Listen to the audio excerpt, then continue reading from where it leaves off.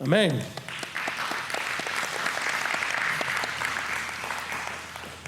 All right, so this is what we call the Afterburn. All right, where comments and questions about the teaching, you're welcome to share or interact on whatever level. If you're on live stream, Robert will take care of that.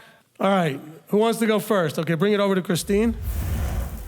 So going back to Psalm 103, and perhaps this is an elementary question, but I hear some people say this in their prayers, and it says, bless Yahweh, bless his set-apart name, bless Yahweh.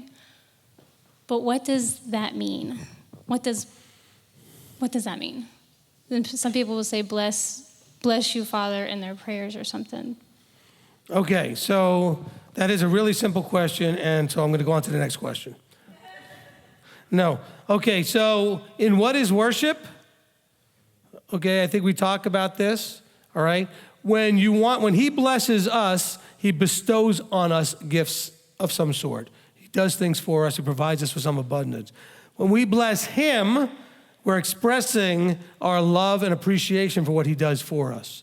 So blessing means different things in different directions, okay? So we don't look at it like the Catholics where a priest has to put bless you. We don't bless people. We don't bless food. Okay, that's all sort of Christianese talk. But we can bless. Baruch atah Yahweh. Blessed are you, Yahweh. Because you're the king of the universe and you gave us this. And so it's just understanding the word. It's like saying shalom means hi, it means bye, it means peace. So bless or baruch has different ways of looking at it. So when we say blessings to him, we're saying, I love and appreciate you so much. That's what that word is trying to say. So when it says, bless Yahweh, all my being, in other words, fully appreciate, love, and value him. Okay? Now, when it says that Yahweh will bless you, he blesses you with rain, fertility, safety, right? Health, all these, right? All these things that he talks about, he'll bless us with. Abundance, food, shelter, whatever. Okay? So that's the blessing he gives us, comes in the form of things, gifts. When we bless him, it says, I so greatly value and appreciate and love you. That's what it means when I say, bless Yahweh, O my soul. Value, appreciate, honor, and understand. That's the level of it. But that whole thing in verse 1 into verse 2, that is our mindset that we really have to have when we pray. Okay? All right, who's next? Okay, Michael?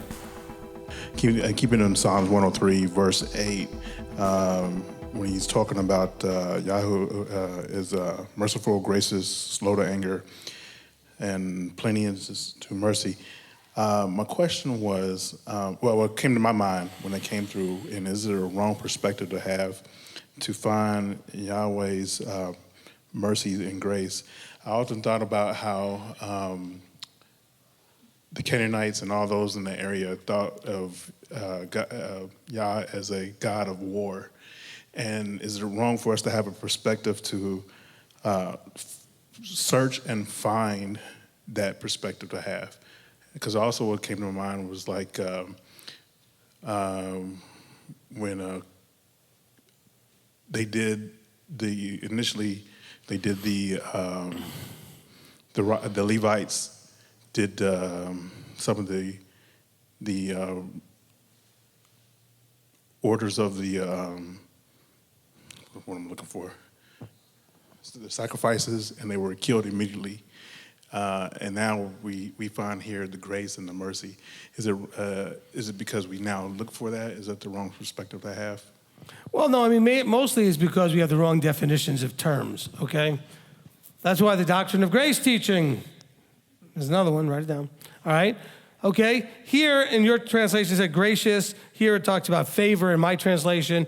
Now the whole idea of Yahweh being compassionate and showing favor, he's not going to show favor, which grace is what the people in the church all think is unmerited favor.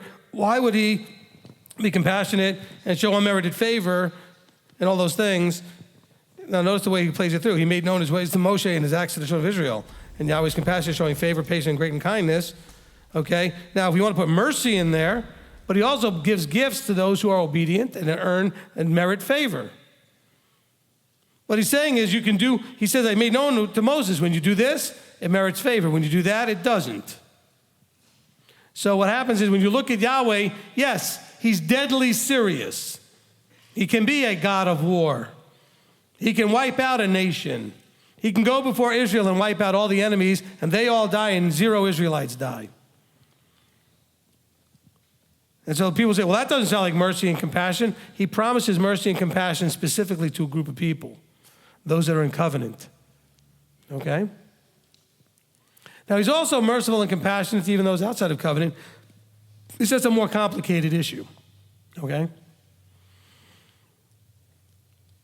We don't understand sometimes that there were things happening that we don't get to read all the details in Scripture where there were nations that were deserving of Yahweh's punishment, and he used Israel to do it. Do we understand that? No.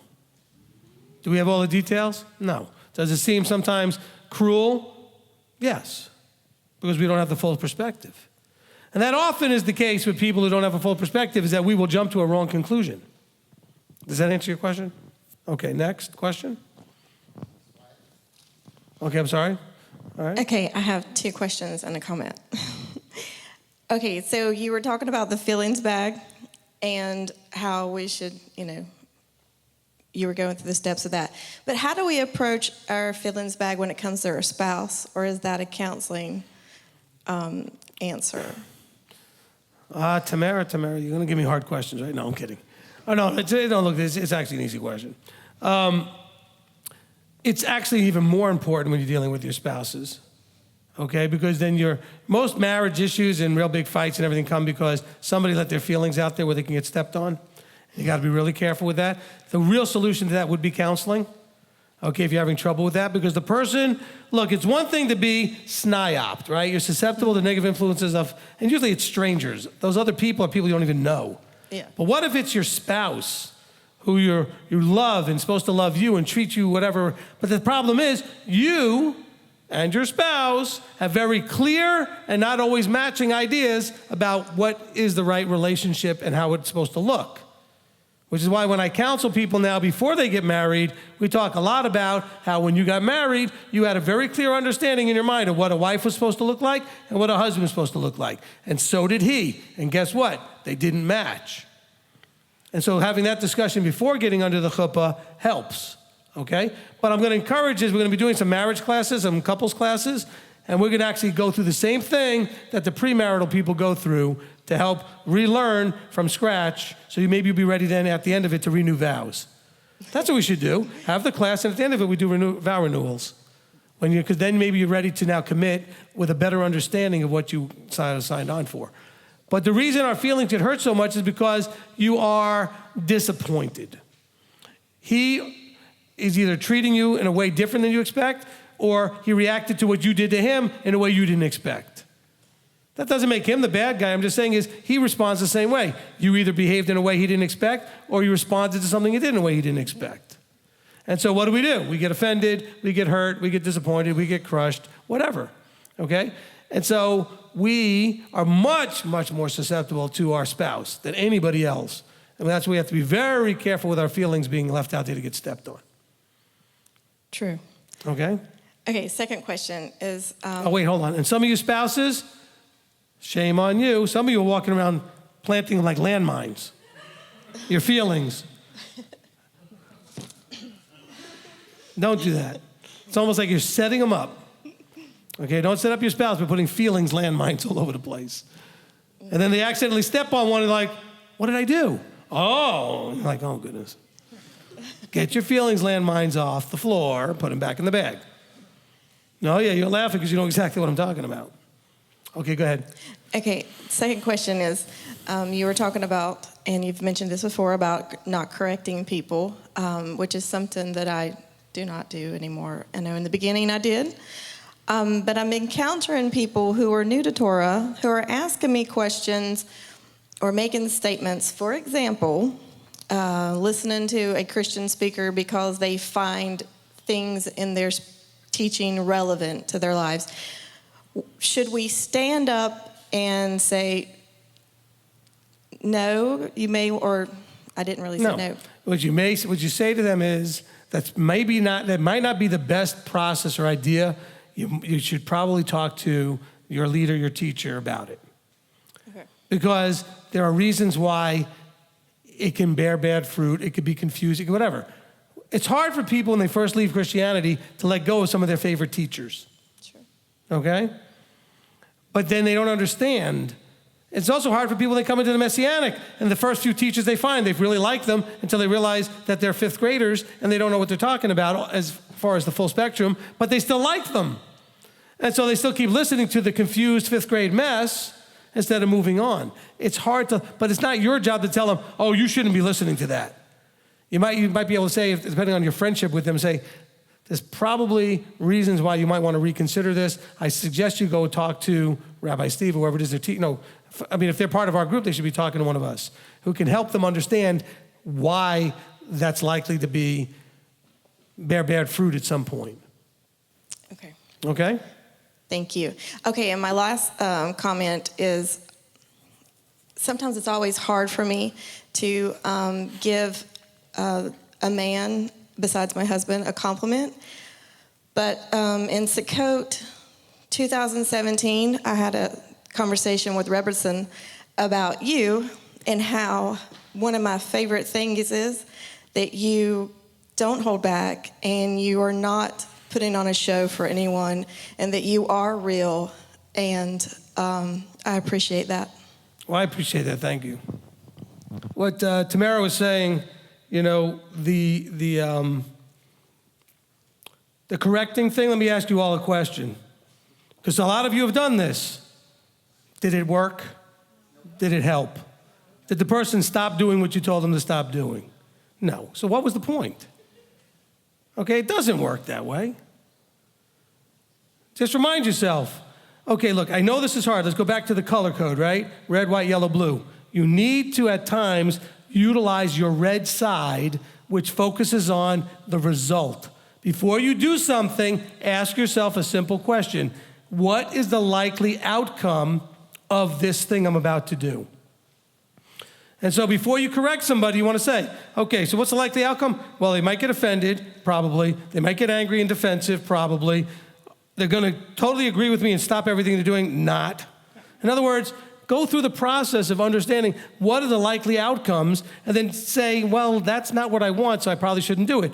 But be honest with yourself about the likely outcome. Because somehow in our minds, we think, well, I'm going to share it to them, and their light bulb's just going to go flashing on, and they're going to go, oh, thank you so much. Anybody ever get that? Never. Okay?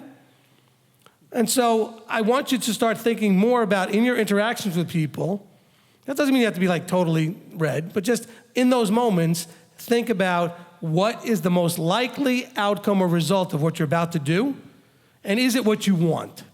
Don't think about what you want the result. I mean, what is actually likely? What is the most likely, based on your experience and on what you understand, likely result? And if that's not the result you're looking for, then you probably should not do it. Or get some counsel and say, well, I wanted to do this and this, but I'm not sure I'm going to get the result I want, and maybe I could help you with that. Okay? The answer may be, well, it's probably good for you to do it, but this is the way you should do it. Or it might be just, you probably should let it go. Okay? But let's just think about those things. Let's look about and think about outcomes more than we maybe normally do. Frederick. So I have a question about a translation or an understanding of the word fear. It's true the fear of Yahweh is the beginning of wisdom, but it's also true that being too afraid means you can't do anything to understand. Right. So we're in the teaching we talked about that we're not talking about the quaking in your boots, afraid he's going to zap you like any second. Some of you have had that problem where every time you mess up, you're afraid he's going to just kick you out and be done with you, and you've blown it. That's not the fear we're talking about. Now, you do want to have the fear in terms of understanding that, yes, ultimately, if you have a pattern of behavior that you never change, you're going to get the result that pattern of behavior brings. But you don't have to think about every single time if you make a mistake, which we do every day, that, okay, he's just be like, oh, you blew it, next. Not that fear. You also don't have to have fear that he's going to throw you into some burning hell somewhere, torture you forever, or zap you like he did some of the ones, like when Uzzah went to touch the ark, okay, when it wasn't supposed to be touched. It shouldn't have been on a cart. Everything about that situation was wrong. Okay? But we want to think of it from the terms of it's a proper awe and reverence of really the fear of letting down or disappointing. Okay, like a child, you know what? You can yell at a child, you can smack that child, you can do whatever you want. It may not have the powerful effect that if you've treated them in a right way and they know how much you love them, when they look at you and you're just like, I can't believe you did that. I am so disappointed. Not a yelling, screaming, I'm so disappointed. I mean that they could see that you really are deeply affected and disappointed in what they did. Fear of that. Husbands, wives, you already have that. Husbands especially, boy, that look you get sometimes from a spouse, usually at a family event, usually her family, and you do something you should not have done or said something you shouldn't have said, and she looks at you like, I can't believe you did that. That's a hole that's hard to dig out of. Okay? That's the right fear.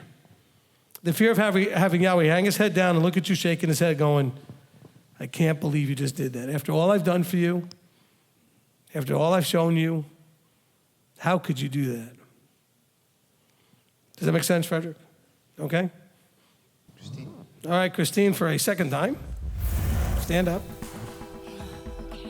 You want to go twice? You got to stand up twice. So I kind of wanted to also talk about the feelings bag. I used to be able to, if somebody had their feelings bag, so to speak, all taken care of and carrying it around the way they should be, I used to be able to verbally karate kick it down, empty it, and step on it. And praise the Father, I'm not like that anymore. And he's given me situations like at work where I've really come to learn some important interpersonal skills, like about kindness and gentleness. So I hear you talk a lot about the feelings bag and having the feelings where they should be, but on the opposite side, we also need to make sure the way we're presenting ourselves in our words and the things that we say is not verbally karate kicking that bag onto the floor. I mean, good point. Look, and also understand that when I talk about feelings, I'm not saying not to have any. I'm telling you just not to let them drive the car, okay? I mean, in the right place, you should be overjoyed. In the right place, you might have tears. In the right place, you might have anger. But what I'm just saying is, I'm talking about leaving your feelings out where someone can step on them and then you're offended and you take things personally and you're all ready and ripe to get angry at everybody or whatever it is, where you're just letting that sort of be out there. Because he's not wanting us to be machines who aren't emotional. The problem is, one of the ways you know where you are in your maturity is whether you are led by your emotions or your emotions are led by you. If you understand the appropriate place for them and they're under control. You know, we have a thing called manic depressive. Manic is when the up is way too high, it's out of control. Depressive is when the down and the low is out of control. You have to have things under control. You should be filled to overflowing with joy, but not out of control. Does that make sense? Okay, so we're not encouraging, we're all going to become Vulcan and have no emotions like Spock or something. So when I talk about, I noticed I didn't say emotions, I said your feelings. Because people walk around going, well, so-and-so hurt my feelings. I said, well, why were they out there where they could step on them? What do you mean so-and-so hurt my feelings? Now you could say, I was working with somebody and they were rude and I don't know how to handle it, I don't know what to do with it. But if once you start owning it and taking it in and allowing it to hurt your feelings, now you're in a whole different wrong place. Why do you own it? Okay? No matter what I throw at you, no matter what I say to you or do in your direction, it's not personal. I don't care how much it feels personal. I don't care what names I call you. It's not personal if you don't receive it. You can choose not to receive it. It's like I talk about the Matrix at the end of the first movie and the bullets are coming towards Neo and he just decided not to accept them. They just stopped. He said, okay, you shot me, but I'm not going to accept them. Essentially. Let people shoot all the bullets they want at you. You don't have to accept them. You don't have to receive it as being, well, what if it's true? And what if I am a loser or a jerk or this or that? Well, why don't you get counsel about that? Why are you listening to them? Especially when it's a heated moment and they're angry at you or trying to lash out at you. Any of you ever say anything totally mean, completely untrue to somebody when you were mad? And call them some sort of name or accuse them of some sort of thing, completely untrue, but you knew it would hurt them. We do that in our anger. So don't receive stuff from people when you know they're angry. They're liable to say anything. Oh, but what if they really mean it? Well, we'll counsel that and figure that out. But don't just assume they really mean it. They're trying to make you up. They're trying to push you. Can we all understand that when we talk about people pushing buttons, all that means is they know exactly where the feelings are on the floor to step on them. That's all. They know how to push a button. It means they know exactly where you have your feelings laid out so they can go over and step on whichever one they want. And you can do that to your spouse. You can do that to your children. You can do it to your parents. You can do it to your friends because you know exactly how to do it if you want to. Oh, I can make you cry if I know you well. I can make you angry. I can make you happy. We all can do that if we're paying attention. The problem is I shouldn't be able to make you anything. You should have control over those choices. You should be able to choose whether what I did was something that you were happy because of or upset because of, not because I did it. Somebody made me angry. No, nobody made you angry. You chose to be angry. That's not true. They did this and this and this. Yes, they did, but you still chose to be angry. Your emotional state at any moment is completely a choice. Absolutely 100%. You do not have to react in the default way. You want to mess somebody up when you're in a heated fight? Genuinely thank them when they say something totally nasty. They won't know what to do with you. Oh, I really appreciate that. I don't know. I mean, there's ways to break the whole trend. You know. My son and daughter were having a little thing this morning, and everything he said, she's going, I love you, Stephen. He didn't know what to do with that. He said something, he goes, I love you. He said, a brother and a sister. What do you do with that? Husband and wife, you're having a big little thing going on, walk right up to the spouse. If you're the one that can think of it, put your arms around them. Even when they might push you away, say, no, come over here, and just hold them gently, calm. Hold them calm, and let it just. I've done this, it works. Very hard for them to stay mad at you when you walk over calmly, no more anger on your face, and just pull them in and say, okay, let's start again. But they need to feel that calmness out of you. Okay? Parents, you do that to your children. Come over here, and they're all upset. And what do you do to the children, right, parents? You bring them over and you hold them and you calm them down. Oh, no, but I'm mad. I don't want him to hold me. I don't want her to hold me. That's exactly why you should do it. It'll mess them up and it'll break the trend and it'll have a chance to calm down. I'll tell a little story. So when we first got married, my wife and I had this thing. Well, I had this thing where I'll tell you what, when I went to a singles thing way before that, one of the guys said to the men and to the women, different things to be a better man or a better woman. And one of the things he told the guy was, guys, when you go places, you go to the other side and you open the door for the girl. You let the lady out and you know, okay? And then he said, ladies, if he hasn't done that, stay in the car. He'll figure out eventually that you're still there. If he just got out of the car and walked into the restaurant and you're not there with him, he'll realize you're still sitting there waiting for him to come and open the door. Because they were talking about being a gentleman and being a lady. So when I got married, everywhere we went, I'd open the door for my wife to put her in the car, and then I'd lean in to get a kiss. That was my reward. So guess what? We had dinner one night, and it didn't go so well. And we went into the car, and she was, And you know what? I opened the door for her, and I leaned in for my kiss. And she looked at me like, really? But then she started laughing. It broke the state. Because I still opened the door, and I still wanted my kiss. But she looked at me like, But then she started laughing. Think about those kind of things in your life, how you can break that state, okay? Oh, I could have just ignored her, made her get in the car herself, or slammed the door. I could have done anything. We were both mad. I don't remember what it was about. It was probably about something stupid, right? We only fight about stupid things. If it's serious, we don't fight about it. We actually use logic and rational thinking and that kind of stuff. But when it's stupid, we fight. But you know what? We didn't fight after that because I broke the whole thing by leaning in for the kiss.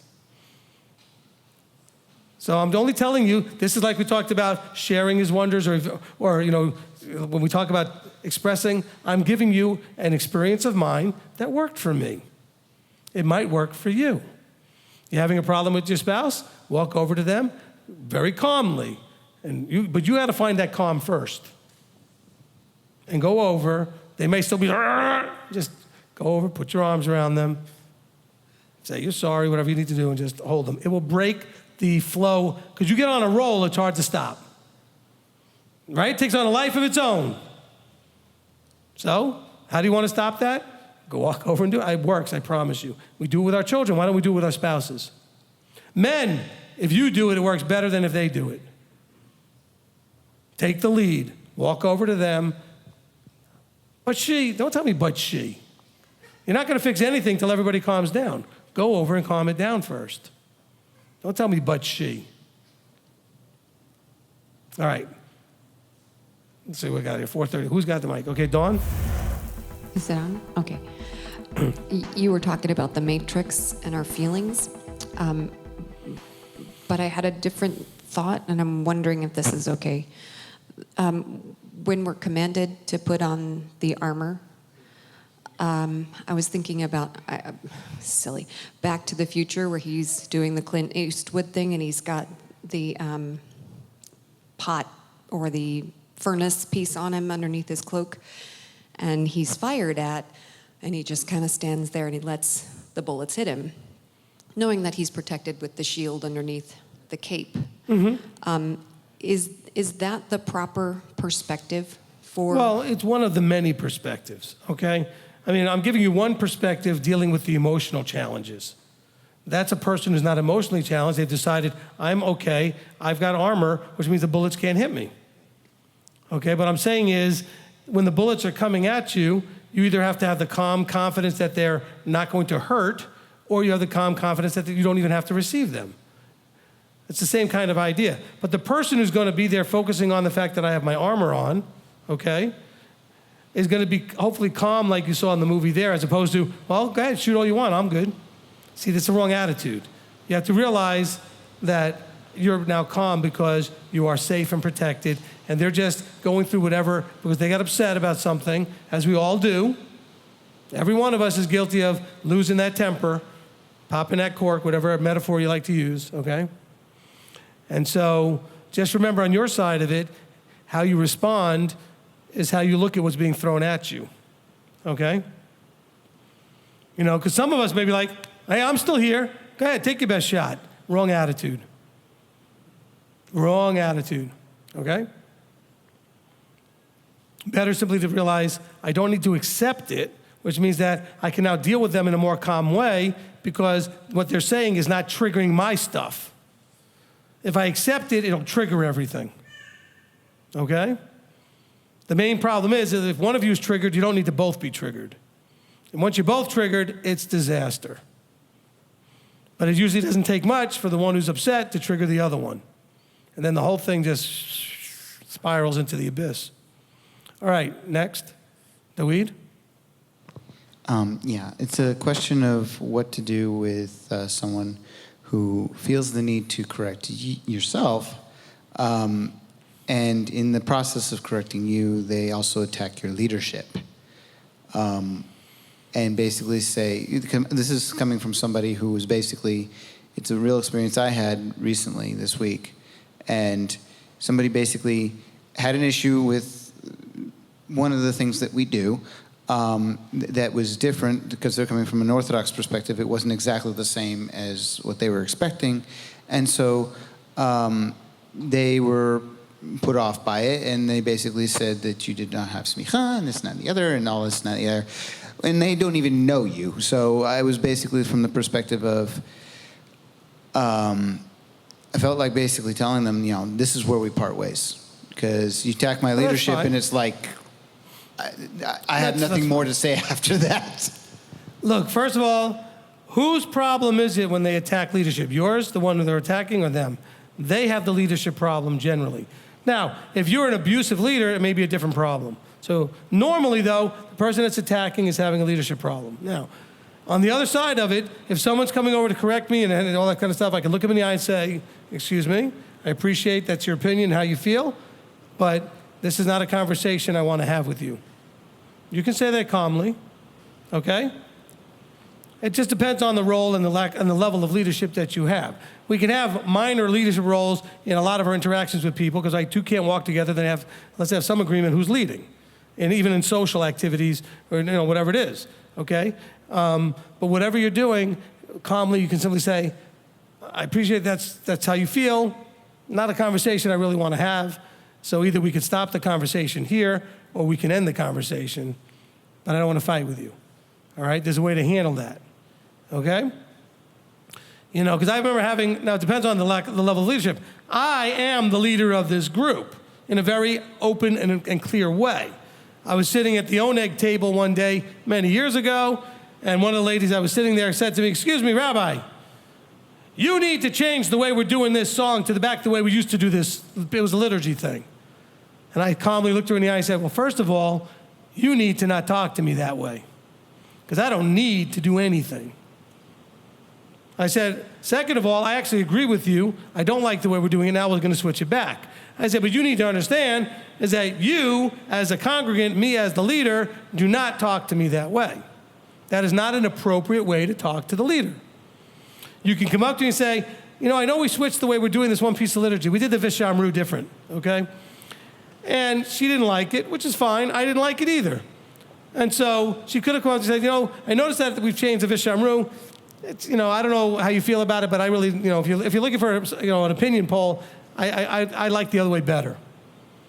And I can say, I appreciate you sharing that with me, and maybe I'll realize to ask other people. As it turned out, I was already planning to switch it.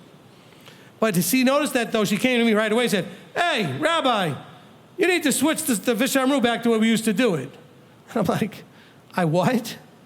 Not because I have a problem or ego or pride as a leader. I'm like, where did you come up with thinking that that's an appropriate way to talk to me?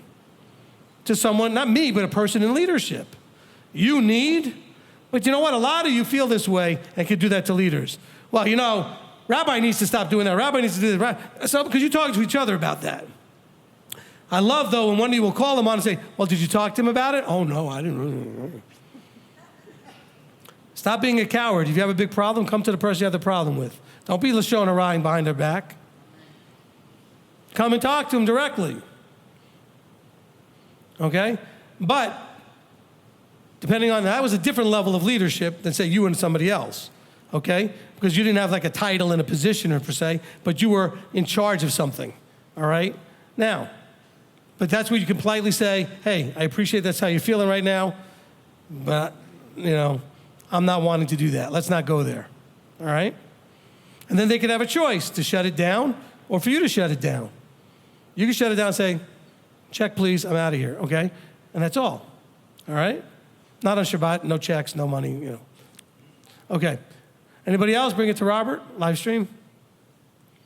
How do we stop the feelings of anger, abandonment, and jealousy due to parental favoritism?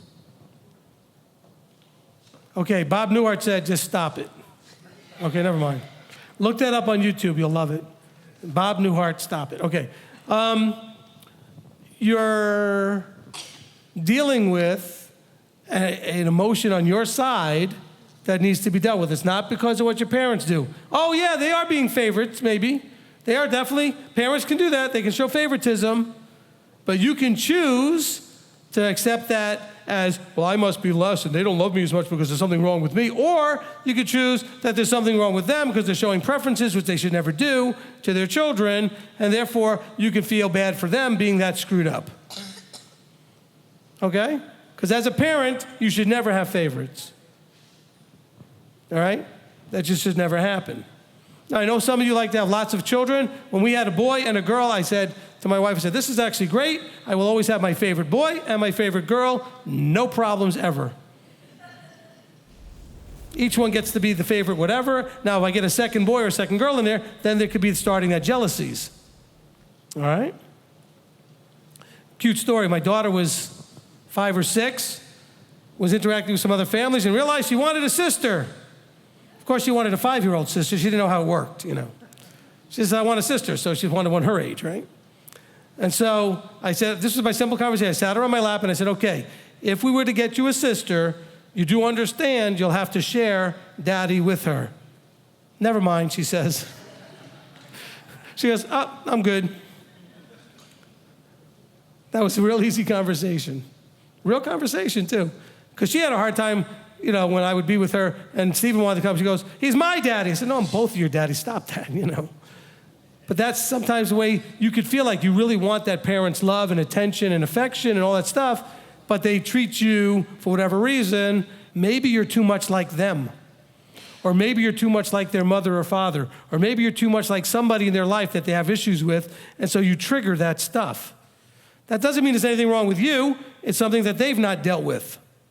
And so you trigger something in them. That's not your fault. That's something unresolved in them.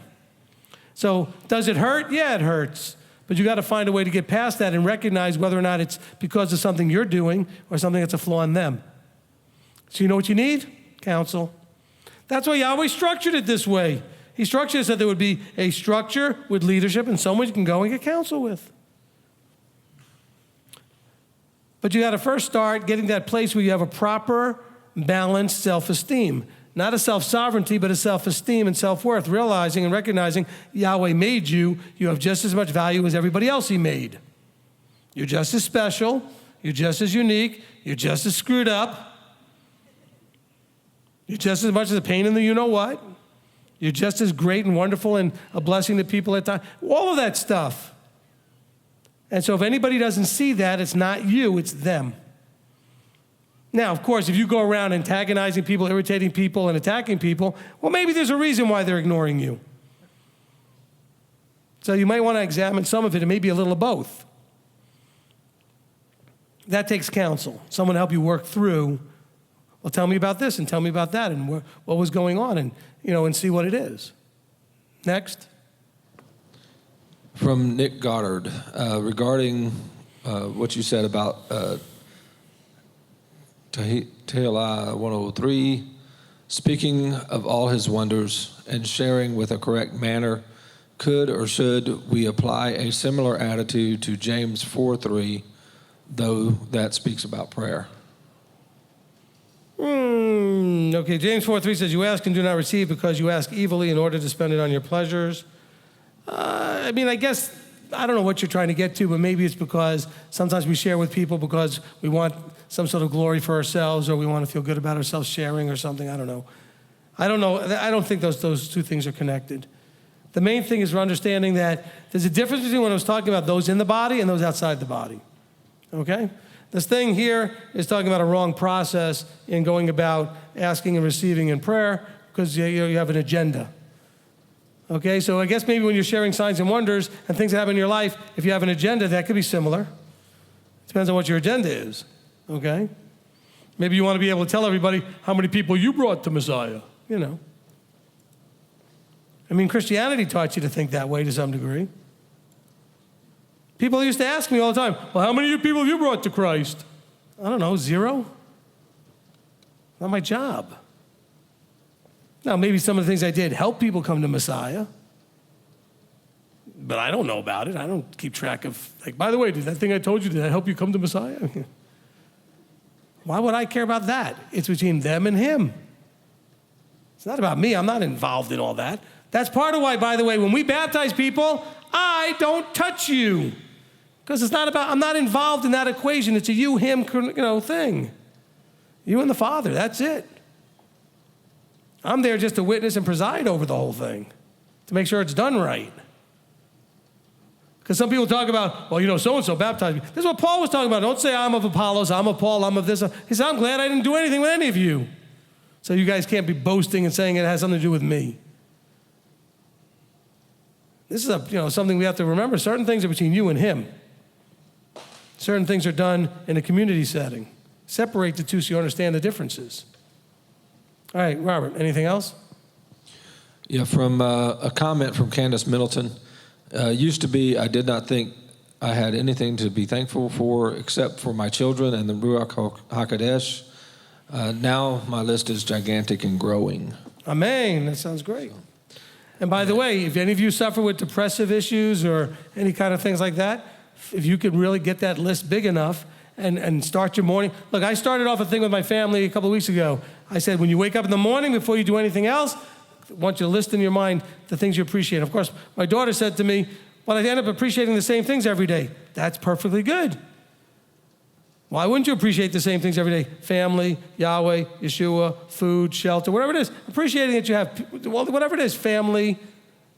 So why would it be a different list every day? You should wake up every morning appreciating the things you have. I even say go to bed the same way. It'll change the way you sleep. It'll change the way you deal with when you're awake. And you won't be as depressed if you keep thinking about what you appreciate instead of focusing on the things that are not the way you want it to be. What else you got? From Rebecca Simpson. Would a formation of covenanted individuals praising Yahweh in cadence, running or walking down a road, be too preachy, or is this a valid offering? This is a possible suicide prevention technique that she has. All right, I'm not connecting all the dots there. Okay, so what is the purpose of the group of people going down the street, chanting or whatever they're doing? What is it that you're trying to accomplish? And the suicide prevention, meaning it's part of keeping you from being suicidal to be a part of something like that, or somehow it's affecting others in some way from being suicidal? I think it's the first one. It's over the top, okay? It's over the top. It's not something that I would do. It's just gonna, make people think, oh, there's a strange group of people. Let's go this way, and they're going that way, that's way too sort of mainstream Christian sounding or some culture sounding thing or some other thing. Now, if you're having suicidal things, well, then you need to be in counsel so that we can help you work those things through and find techniques and processes to help you deal with those things and not needing a whole group of people to be singing and dancing in the streets. That's not, necessary. Okay. From Valentina Hoffman, Psalm 103:20, when it says, his messengers, are messengers still acting in our days? She has heard an incorrect teachings about this in the past and wants to have the correct understanding about Yah's messengers.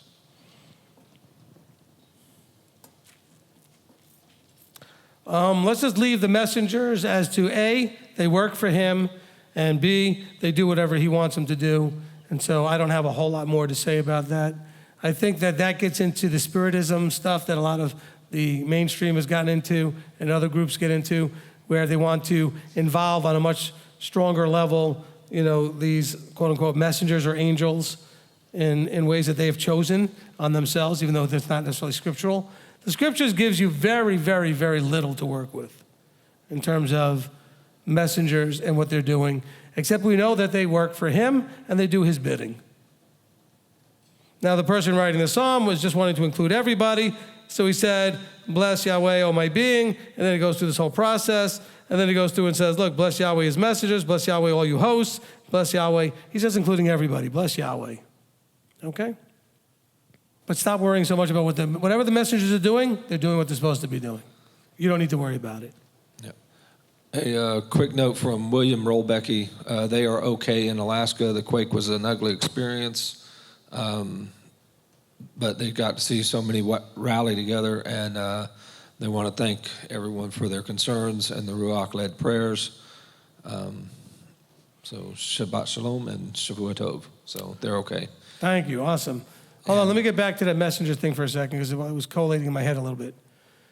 When Jacob saw the messengers going up and down on the ladder, did any of them come off the ladder and decide to walk with him and be his personal angel, taking care of him, protecting him, or any of that kind of stuff?